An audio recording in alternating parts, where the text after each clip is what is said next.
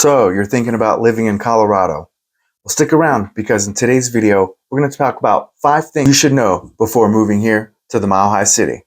So with that, let's get after it right now.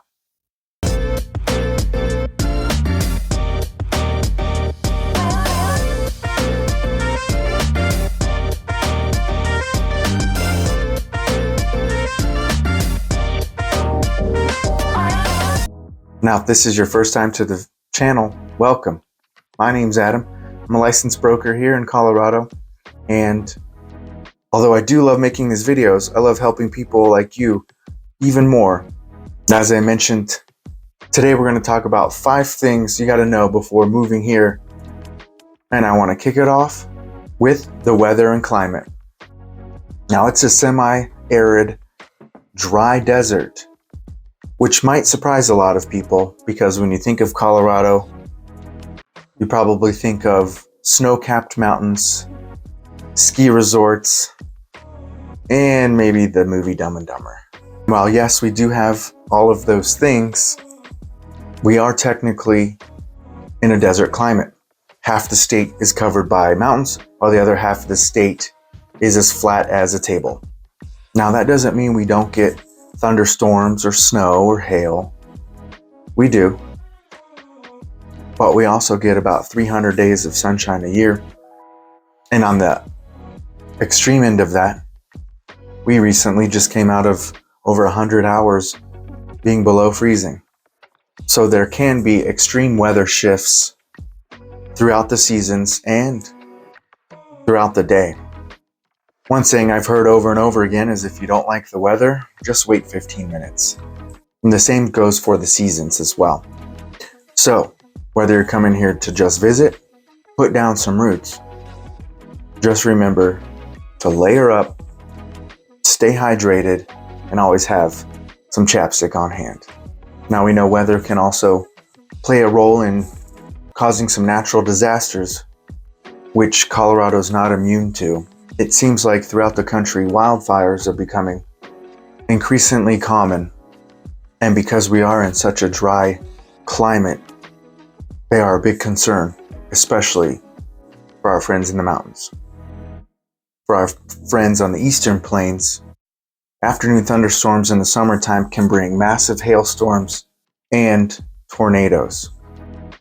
The Colorado Front Range is unique in that the mountains form a protective barrier that usually protect us from tornadoes, hailstorms, and fire. But that's not always the case. So even though we get to enjoy 4 seasons throughout the year in some spectacular weather, we also have to be aware that natural disasters can occur too. The second thing on the list I want to talk about is traditional public transportation like buses, light rails, and trains. Now, the bus system is pretty extensive, although I do wish they would run more frequently. Obviously, the more populated routes are available to people on a more frequent basis, but there are some other routes that buses come by once an hour.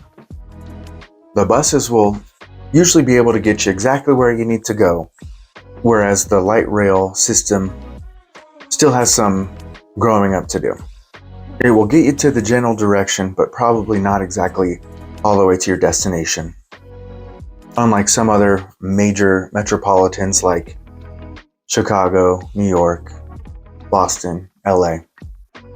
Luckily, the state has recognized that, and they continue to invest in infrastructure as well as public transportation. But just know that you're probably going to have a reliable vehicle so you can explore every corner of this great state. Driving in the mountains and under snowy conditions can be difficult. You can white knuckle it, and you can have accidents. I'd recommend having a 4-wheel or all-wheel drive vehicle. Luckily, even though we are very car dependent, we also have thousands of miles of trails that you can bike, run, or rollerblade, however you want to get from point A to point B on those trails. Another item that's getting better and better each year is the food and entertainment scene. Now, Colorado's always been known for its outdoor activities, which can be entertaining to some people, but other people might not want to go down a Class 4 raging river or hit the moguls on a double black diamond. So there are plenty of indoor entertainment activities, whether it's sports, museums, galleries. Denver finally has a couple Michelin star restaurants like Wolf and Taylor or Bruno, but we still have got the classics like the Buckhorn Exchange and the Brown Palace.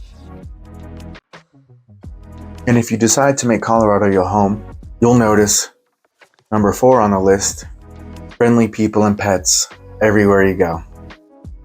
And one food scene that I think of off the top of my head that's prevalent here is the beer scene. Tons of craft breweries where you can meet great people and most of the time bring your furry best friend. Now, if you like to camp and be outdoors, of course, there's tons of places to do that with your four-legged best friend as well. Tons of parks and dog parks, thousands of miles of trails, and hundreds of national and state forests to visit. Now, while the food scene is getting better, public transportation and infrastructure is getting better, and that's because people continue to move into Colorado. Number 5 on our list is the cost of living. Yes, it's expensive to live here. The cost of living index is used to compare the costs of goods and services in major cities across the US. So the average is 100. Colorado sits at 110. That's about 10% higher compared to the rest of the country. Now, in terms of housing, the median home price at the end of 2024 for the nation was $406,000. The Denver metro area is made up of 7 counties, all of which had a higher median home price compared to the national average. Adams County's median home price was $500,000. Arapahoe County, $574,000. Boulder County, $776,000. Broomfield County, $669,000. Denver County, $634,000. Douglas County, $735,000. And the median home price in Jefferson County was $654,000. So yes, the cost of housing in Colorado is more than the national average. Now, we might see that trend level off a little bit because even though Denver has experienced a ton of growth over the past 10 years, with people moving from Florida, Texas, and California, we've actually started to see that slow down. Oddly enough, more people moved out of Colorado than into Colorado last year. And wouldn't you know it, the people leaving Colorado went to Florida, Texas, or California. And the number one reason for people coming and going, based on this recent survey, was family.